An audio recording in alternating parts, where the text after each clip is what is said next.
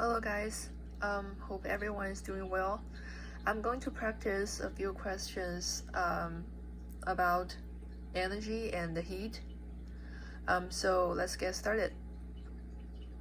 The first two questions are pretty similar. It's talking about the heat and work transfer from the system and the surrounding. So before we start that, let's just review two images from the class. So this is system, this is surrounding. If the heat is given to the system, so if you give the system certain amount of heat, then Q equals to a positive number. That means heat enter into the system. If the system release heat to the surrounding, then Q is a negative answer. That means heat leaving the system, heat is going out of the system. For the work, if certain amount of work is being done to the system, so if you do certain amount of work to the system, then W is a positive number. That means work going to the system. If the system is doing some work to the surrounding, then W is negative. That means work is leaving the system to the surrounding. So after this graphs, let's look at the question. First one, determine the sign on Q and W represent a system that is doing work on the system. Doing work on the system, that means W is negative. So for question 1, W is negative. As well as losing heat to the surrounding. So if you lose heat to the surrounding, heat going out of the system and going to the surrounding, then Q is also a negative. So the answer for first question will be both negative, A.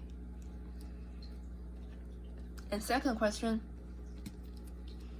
determine the sign on Q and W represent the surrounding that is doing work on the system. So surrounding doing work on the system, that means work going to the system. So W is positive. As well as losing heat to the surrounding. So if you lose heat to the surrounding, which is the same as the first question, Q would be negative. So for second question, the answer is Q negative, W positive. So the answer is B. The third one, determine the final temperature of a gold nugget that starts at 398 Kelvin and loses this amount of heat to a snowbank when it is lost. And it's given that specific heat capacity of gold is this number. Okay, so it's asking us to determine the final temperature of this gold nugget. In this question, we're going to use the equation Q, the heat, equals to C, which is the specific heat, multiplied by M. M is the mass of the gold nugget, multiplied by delta T. Delta T is the temperature change of the gold nugget. So C is 0.128 joule per gram per Celsius. And we are going to use this number as C in this equation. So if we look at the unit, this is the unit of heat, this is unit of M, mass, this is unit of temperature. Which means if any of the number given for these three parameters do not have the same unit, that means you need to convert the unit before you do the calculation. So for M is 378 gram. So this is the correct unit. For heat 4.85 kilojoules. So you need to convert it to joules before you do the calculation. So Q equals to 4.85 kilojoules, which equals to 4.85 times 10 to the third joule. Okay, and temperature here is 398 Kelvin. You cannot use that this number directly because you need to convert Kelvin to Celsius. So temperature equals to 398 minus 273, and that is 125 Celsius. Okay, now you have all the all the parameters with the correct unit. Now we use this equation. So Q equals to C is 0.128 joule gram per Celsius. This is given in the question, multiplied by mass 376 gram, which is also given in the question, multiplied by delta T. And the Q, this Q equals to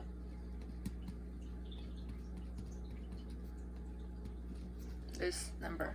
So in this equation, delta T is the only one that you don't know.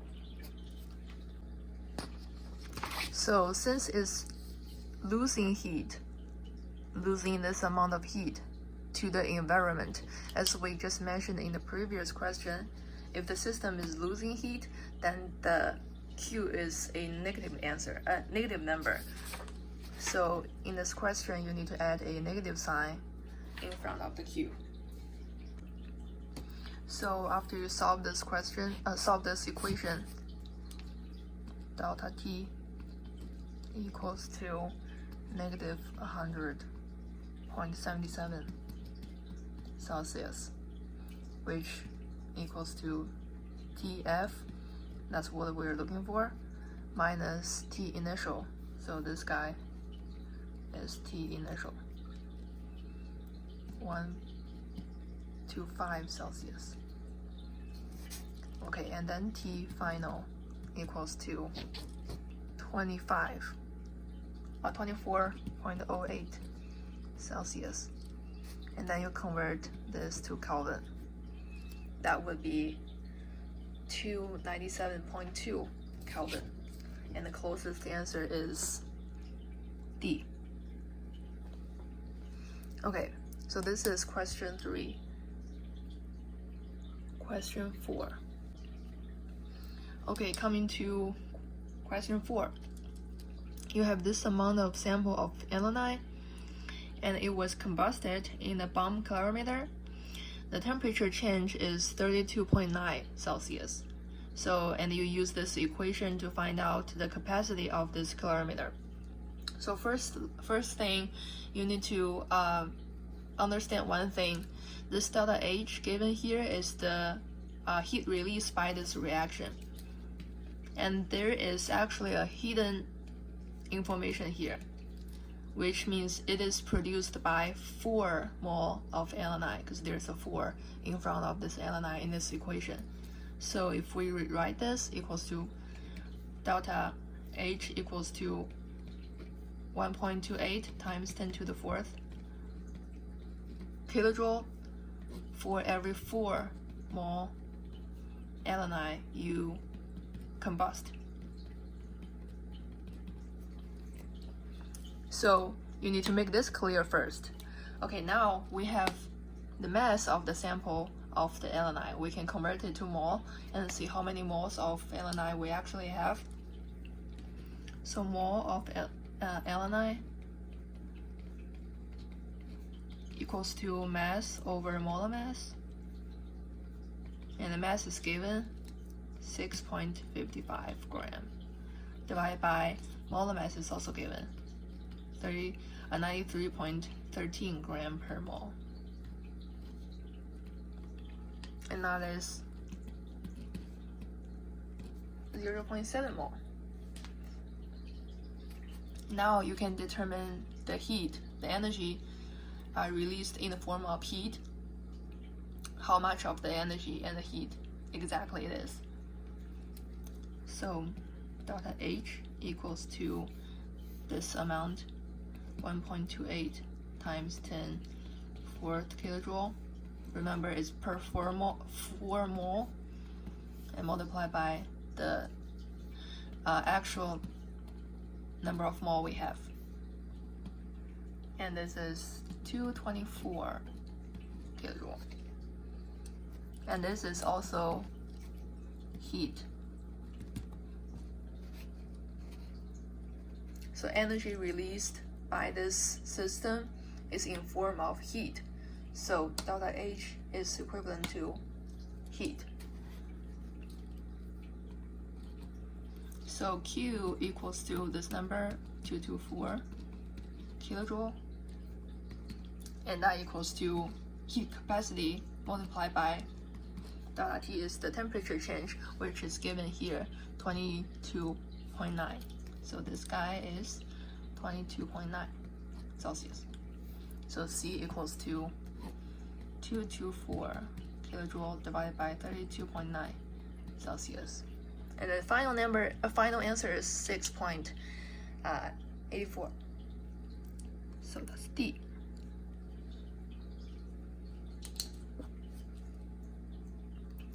Okay, coming to the next question.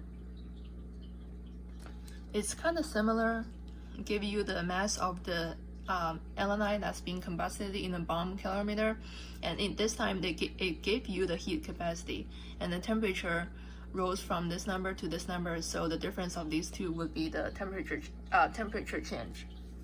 Determine the volume of the delta H bomb for the alanine. So it's asking us to calculate the heat released during this process.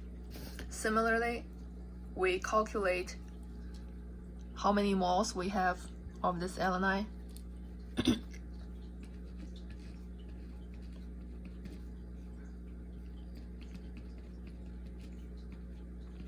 I equals to M over molar mass, and M is given 4.98 gram.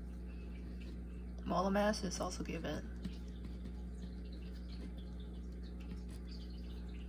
and that's 0.0535 mole. Okay. So the temperature rose from 29.5 to 69.8. That means the temperature increases. It means it released the heat to the environment. In another word is it has a negative number of delta H. And we use the equation Q equals to C multiplied by M. And in this question, Q is a negative number of delta H because it releases heat to the environment, and equals to negative C multiplied by delta T. Delta T is final temperature minus initial temperature, so 69.8 Celsius as final temperature minus initial temperature, also given 29.5 Celsius. So now we need to determine what Q is.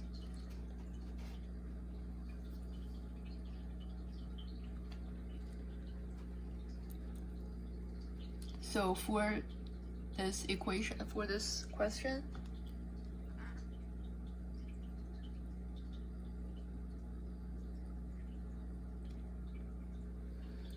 we also know the heat capacity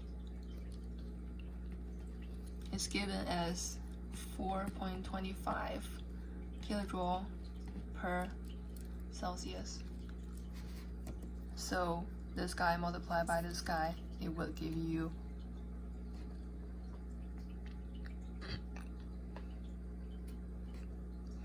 171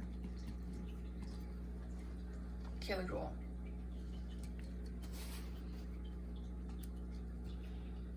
And the heat released by the combustion equals to the actual heat release divided by the number of mole, and that equals to negative 171 kilojoule divided by the mole is calculated here. So just use the same amount, and then you will have negative 3,201 kilojoule per mole. And the closest answer is B. And that would be our answer. Okay, coming to question 6. So it gives you the mass of the sample of ethanol, which is burned in the bomb calorimeter. Equation is given here, and the temperature rose from 35 to 76, and the heat capacity of this calorimeter is 33.3, and they ask you to find out the delta H of this equation.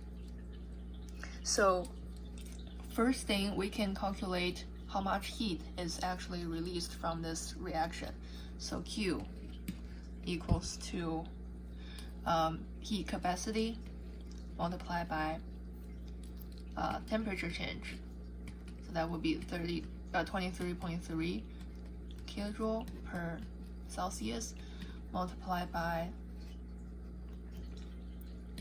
76.0 minus 35.0.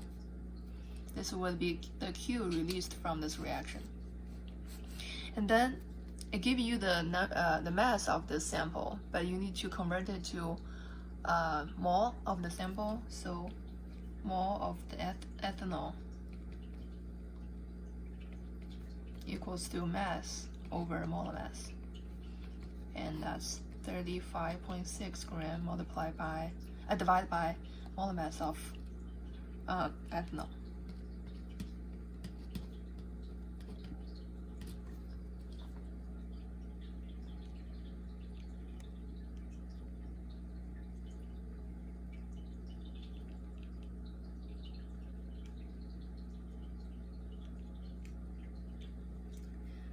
And that's 0.77 mole.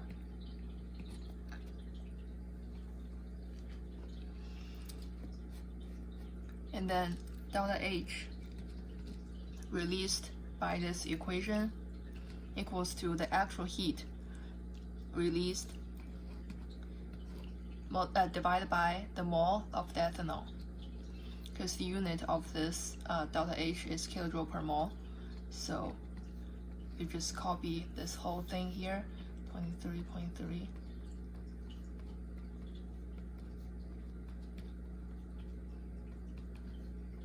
And divide by the mole that you just calculated.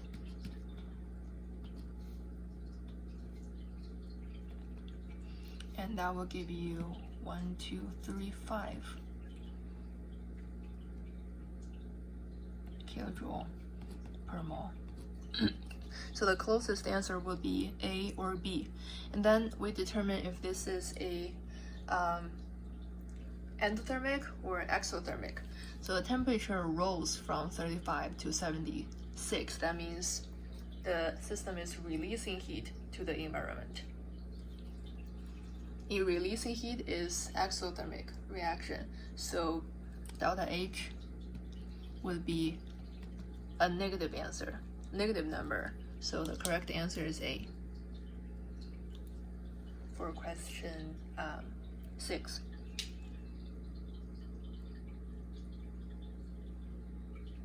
Okay. So questions 7 and 8 are opposite questions. One is about endothermic reaction, the other one is exothermic reaction. So for endothermic, endo means absorb energy from the surrounding. So the heat goes from the surrounding to the system. Absorb heat, absorb heat, absorb heat. So answer would be A or C, A or D or E. So since you're absorbing heat, the heat goes from surrounding into the system. So delta H will be a positive answer, a positive number. So A is wrong. Then we choose from D and E. And if it feels cold or warm to touch, since it absorbs energy, that means it will absorb the heat from your hand if you touch it, so you will feel cold. It will feel cold to touch. So D is the correct answer. Endothermic reaction absorb heat from the surrounding, which gives it a positive delta H, and it will feel cold to touch because it absorbs heat from your hand. The next question, exothermic means release heat to the environment, give off heat to the surrounding, so either B or C. Since the heat is transferred from system to surrounding, so the heat is leaving the system, that means your delta H is going to be negative. You'll just choose from B and C, and it has a negative delta H, so the answer would be C. Endothermic reaction gives out heat to the surrounding, and it will leave a negative delta H to the system, and it feels warm to touch. So this is question 7 and 8. Okay, next one. Which of the statement is false? Exothermic reaction gives off heat to the surrounding. We just talked about that. Yes, this is correct. And B, enthalpy is sum of systems' internal energy and the product of pressure and volume. This is also correct.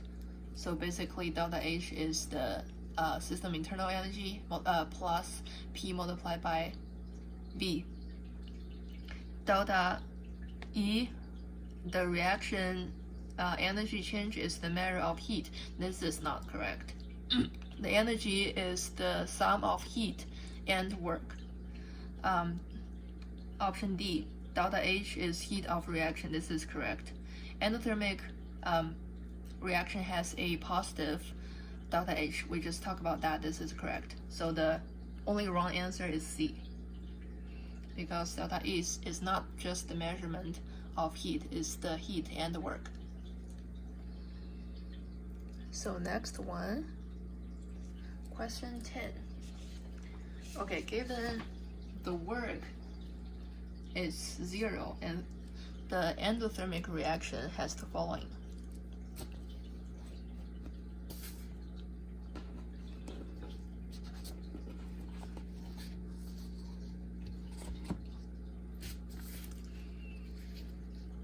So delta E of this, the overall energy of this system equals to heat plus work. And the endo means absorb heat. So if you absorb heat, that means Q is plus, and W is 0 as given in the question. So it's asking you what is delta E. So delta E is definitely going to be positive. So delta E is positive, is either B or C, and delta H is in form of heat. So Q is positive, then delta H is also positive. So the answer would be C. Okay, question 11. So for 12 mole of carbon dioxide produced in the reaction, it will release 6278 kilojoule. So, and it asks you to find the energy released by per kilogram. So firstly, we convert this to kilogram. 12 mole multiplied by the molar mass of carbon dioxide, which is 44 gram per mole, and multiplied by 10 to the negative 3 to convert kilogram to gram. So this would be the mass of carbon dioxide. So the amount of heat produced per kilogram of carbon dioxide would be the Q, the heat released by the reaction, divided by the mass of carbon dioxide, which is kilojoule divided by this whole thing, 12 mole times 44 times 10 to the negative 3. And final answer is D.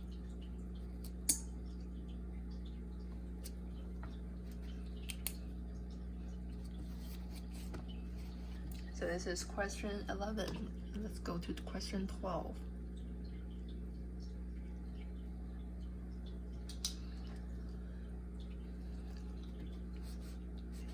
Okay, so I gave you this equation for the combustion of octane, and calculate the heat associated with the combustion of 100 gram of octane consumed.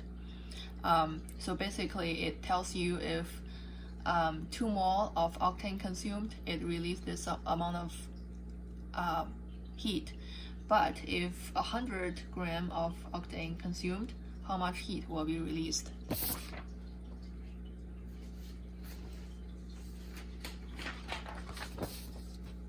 So firstly, let's convert the mass to mole. So mole of octane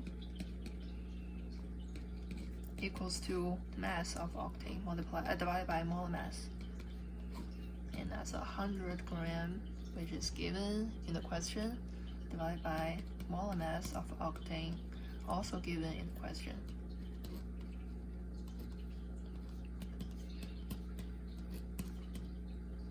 So this is the amount of mole of octane that we actually have and we are going to consume.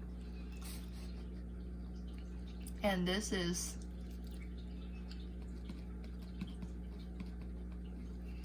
the heat released by every 2 mole of octane, and multiplied by the mole, actual amount of mole that we have, and this would be 4819. So this would be our answer. Since it said energy released, a negative sign means this is the energy released by this reaction. So here we need to add a negative sign as well in front. So the answer is B. Okay, question 13. Okay, so it also gives you a reaction, ask you to find out how much energy is evolved during the reaction of reacting this amount of B2H6 and this amount of chlorine. So first thing, we need to find out which one is limiting region. For B2H6, you have 32.5 gram divided by the molar mass of B2H6, 27.67 gram per mole. That's 1.175 mole. So for this amount of B2H6, you need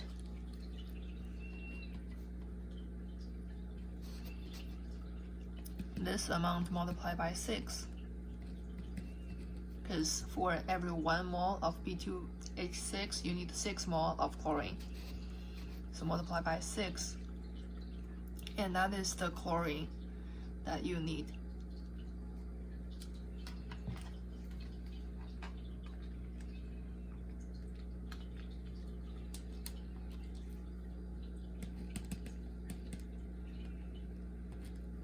And we can further convert mole to mass.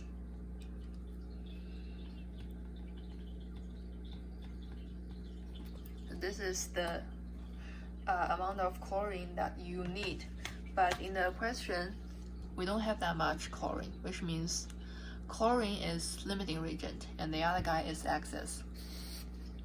So in this reaction, we will use the amount of chlorine to do the calculation.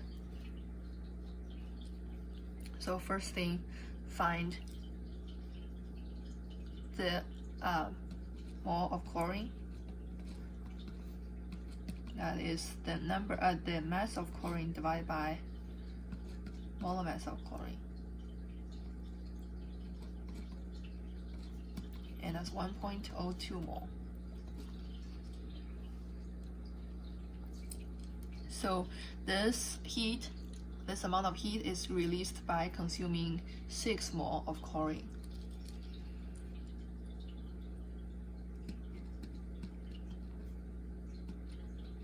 Divided by 6 mole of chlorine, multiplied by this is the chlorine that we actually are going to consume. And this would be the final answer. Answer is B.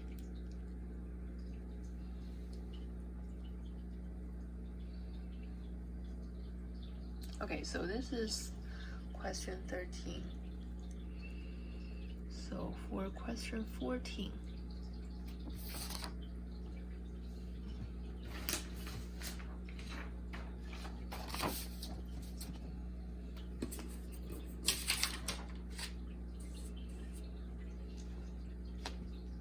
Okay, so it asks you to calculate the volume of benzene is required to produce this amount of heat according to this reaction. So let's look at this reaction. Every 2 mole of benzene that you consume, you will produce this amount of heat, 6278 kilojoule of heat. And how many moles you need to produce 1.5 times 10 to the third kilojoule? So we can just simply do a ratio. So 2 over x mole equals to 6278 to 1.5 times 10 to the third. So 2 to the unknown number equals to the heat released by 2 mole over the heat released by the unknown mole. So x equals to, according to this setup, you can find out the number of mole.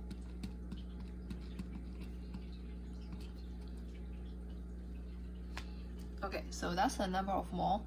You can convert to a number of mass equals to the number of mole multiplied by the molar mass, which is given.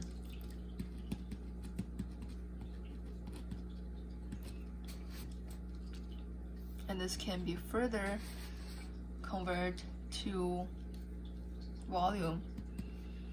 Volume equals to mass over density. So just copy this whole part as mass.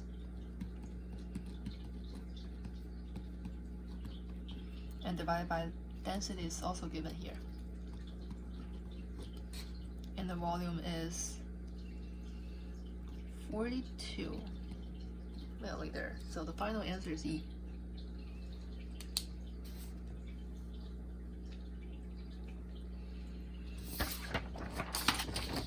So coming to question 15.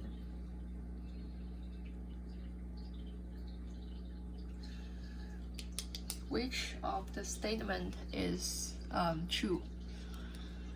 State functions do not depend on the path taken to arrive the particle state. This is correct.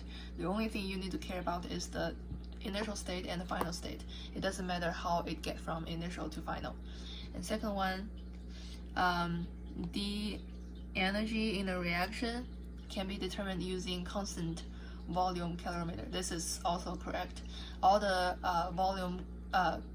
all the calorimeters we used in the previous questions have the constant volumes. This is also correct. Third one, energy is neither created nor destroyed, excluding nuclear reactions. This is correct. D, delta H of the reaction can be determined using constant pressure calorimeter. This is also correct. So the answer is E. All of the above are true. Okay, question 16. Two aqueous solutions are both at room temperature and then mixed in a coffee cup. The reaction caused the temperature of the resulting solution to fall below room temperature. Which of the following is true? The product have a lower potential energy than reactant. This is not correct. This type of experiment will provide data to calculate delta E. No, this will provide data to calculate delta H, not delta E. The reaction is exothermic. Exothermic means it releases heat to the environment, and itself will have a higher temperature than room temperature. But in the reaction, in the question, it said the resulting solution, the temperature of resulting solution fell below room temperature. That means it's a endothermic reaction, and the energy is leaving system during the reaction. This is not correct. The reaction is endothermic, so the energy is going into the system from surrounding. So D is also incorrect. So the correct answer is E. None of the above statement is true. Okay, number 17. So a piece of iron, it gives you the mass of this iron. At this temperature is placed in a cup containing this amount of water. Assuming no heat is lost to the cup or surrounding, so it's a isolated system, what will the final temperature of the water be? And it gives you the specific heat of iron and the specific heat and the heat capacity of water. Okay, so in this question, since it assumed that no heat is lost to the cup or surrounding, that means all the heat released by iron has been absorbed by water. So we're going to use the equation C, iron, multiplied by M, iron, multiplied by delta T, iron, equals to C, water, times mass water, equals to delta T, water.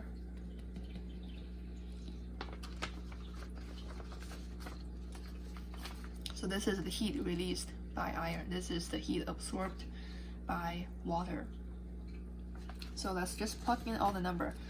For C, delta heat capacity of iron, 0.449 joule per gram per Celsius, times mass of iron is 25 gram, multiplied by delta T. That would be, since the final temperature is going to be lower than initial temperature, so it's going to be initial temperature minus final temperature, 398 minus 273 is 125 Celsius. So 125 Celsius minus T final equals to heat capacity, specific heat for water, joule per gram per Celsius, times mass of water is 25 milliliter multiplied by the density of water, 1 gram per liter per milliliter. So that's 25 gram multiplied by 25 gram as mass, and multiplied by temperature change. Final temperature minus 298 minus 273 equals to 25 Celsius minus 25 Celsius.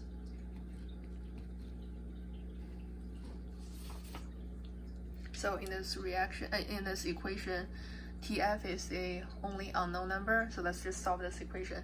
So 25 gram is on both sides, so we can cancel this out. And then we open up this bracket.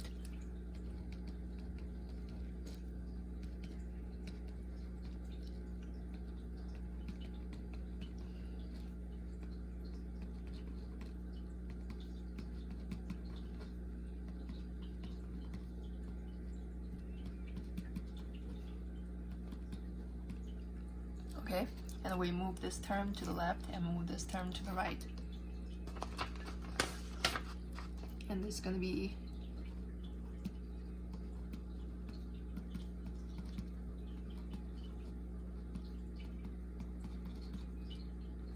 so TF equals to 34.7 Celsius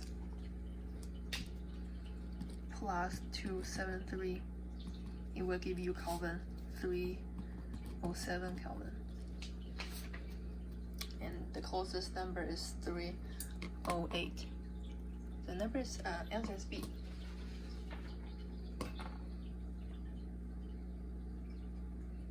Okay, question 8. So, two solution at the initial temperature, and they mixed, one of them is silver nitrate, the other one is sodium chloride, and you mix them together. The temperature of the solution rose from 24.6 to 25.3. And then it asks you to determine the delta H for this reaction, of this specific reaction.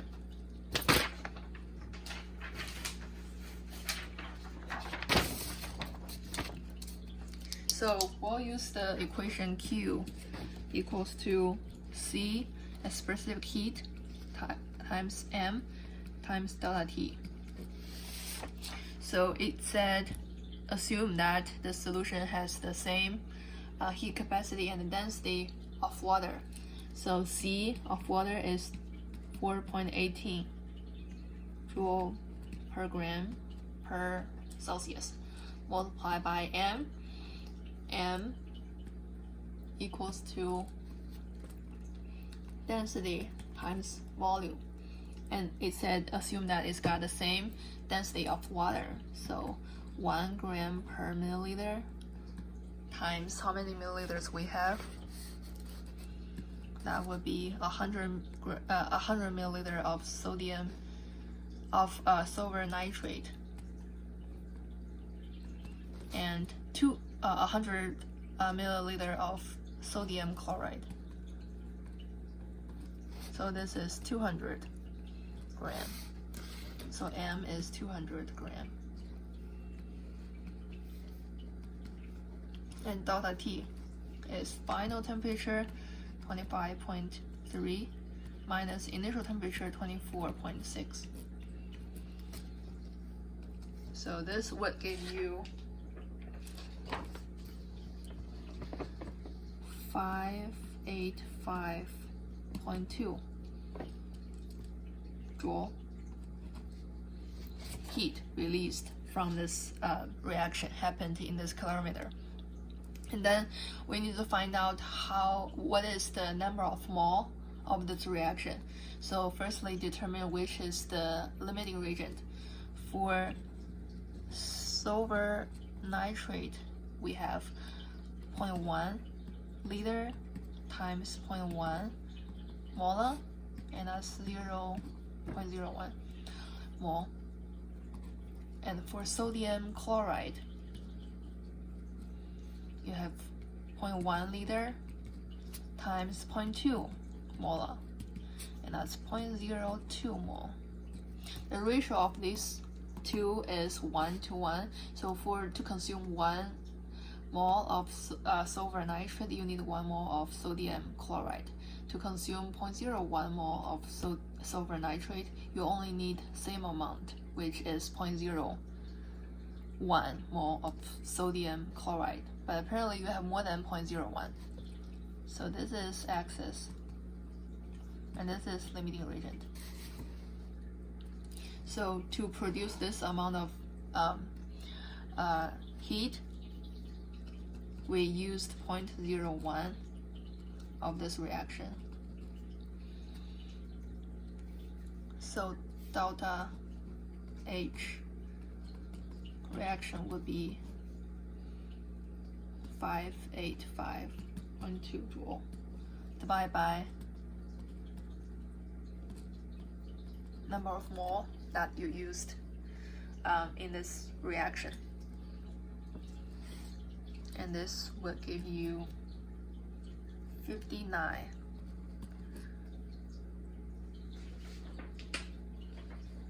kilojoule.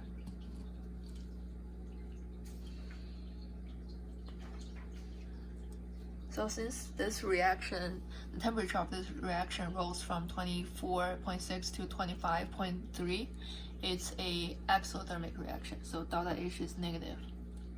So the answer would be B.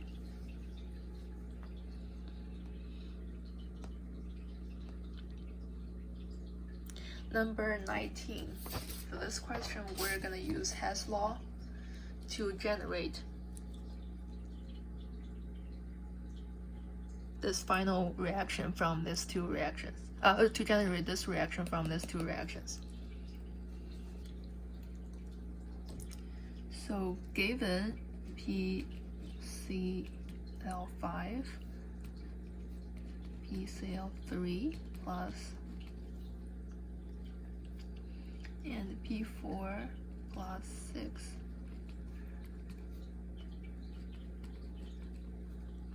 So this is two reaction that's given, and we need to generate this reaction from the given two reactions. So firstly, we observe.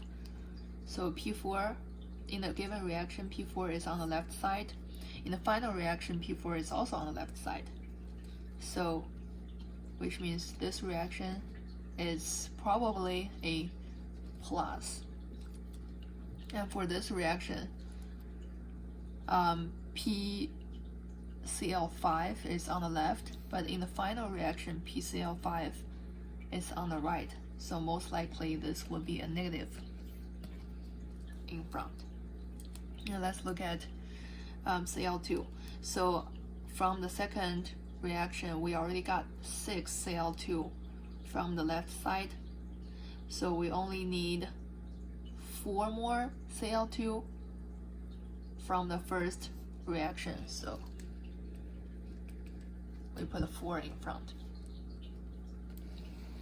Let's just do a quick check if this 2 adds up can give you this reaction. So there's a negative sign in front, so we switch this to side. The right side goes to left.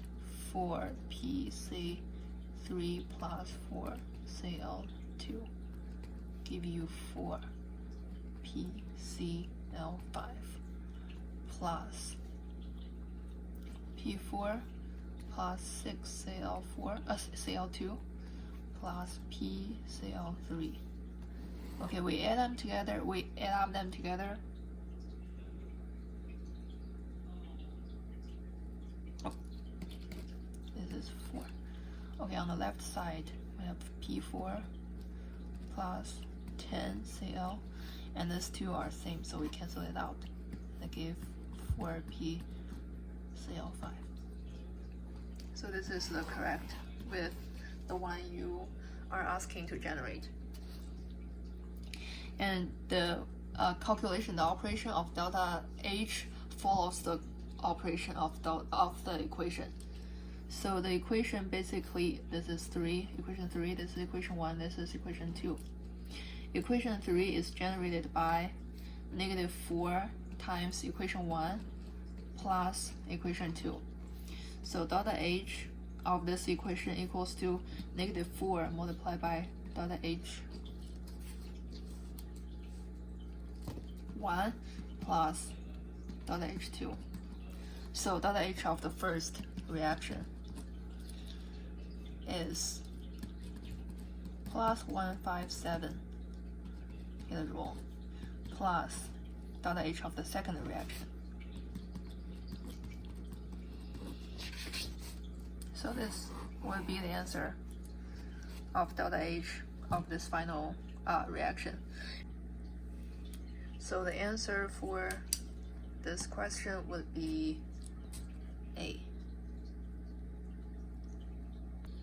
Okay, next question 20 is also about Hess law. So it gave you N2 plus O2 produce 2NO.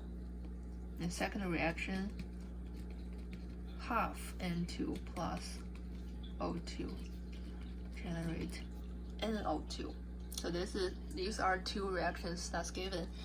And for the final reaction, it asks you to generate 2NO plus O2 and give you 2NO. 2.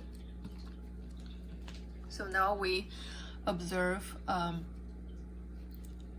where they're from. So on the left side of this final reaction, 2NO, that's from the first reaction, and it's on the right side.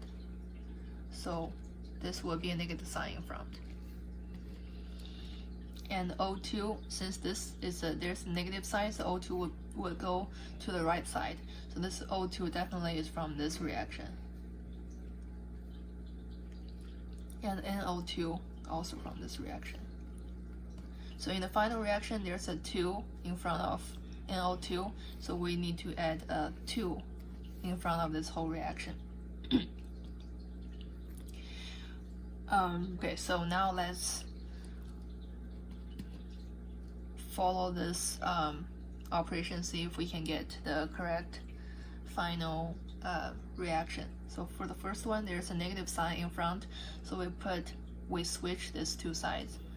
So 2NO, it was on the right, and we switch to the left. We generate the left side. And for the second reaction, you need to multiply by 2, so basically double all the factor. It's gonna be N2 plus 2O2 generate 2NO2. Okay, so N2 on both sides cancelled, and O2 cancelled, and there's 2O2, so there's only one left. So on the left side would be 2NO plus O2. We generate 2NO2.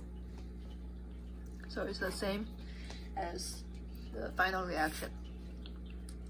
So the final reaction we assume is reaction 3. This is 2, this is 1.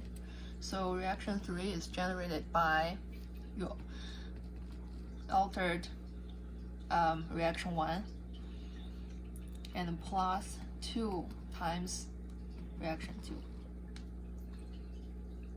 So delta H follows the operation of delta H follows the operation of the equation. So delta H equals to negative delta H1 plus 2 times delta H2, and that is delta H1 negative 183 kilojoule plus 2 times the second delta H for the second reaction. And the final answer is B. Okay, we're gonna pause right here, and in the next week we're going to continue to practice the rest of the question. So if you have any questions of the problems, feel free to email me, and I will get back to you as soon as possible. Okay, thank you.